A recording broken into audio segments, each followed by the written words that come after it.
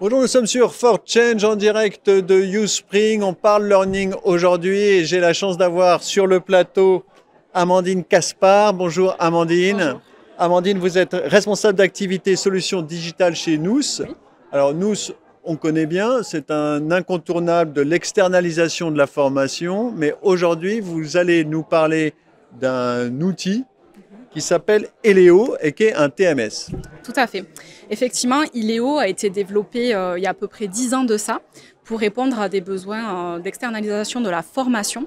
Le but d'Ileo, c'est vraiment de répondre aux besoins le plus fins de la gestion de la formation via des experts qui ont pu expérimenter et tester cet outil. Effectivement, au départ, c'était destiné à être un outil vraiment utilisé que pour nous, donc Que pour vous, voilà, en pour nous. interne.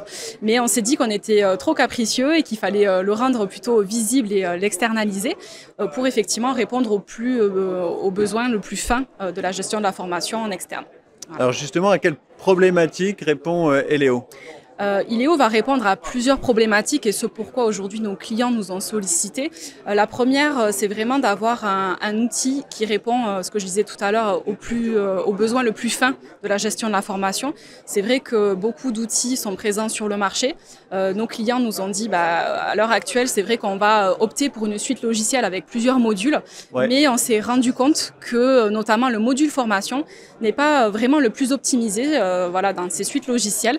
Et aujourd'hui, on a vraiment besoin d'avoir une gestion fine de la formation avec notamment un suivi des coûts, une optimisation budgétaire. Donc c'est ce à quoi effectivement Ileo va répondre à la plus grande partie, c'est vraiment de répondre à un besoin fin de la gestion de la formation qui est un domaine assez complexe, on le sait tous.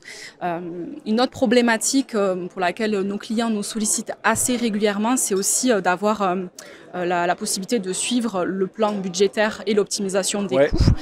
Ce pourquoi voilà, nous avons mis l'accent aussi avec une gestion par donuts sur Ileo pour vraiment rester dans de l'optimisation et de la gestion fine du plan budgétaire.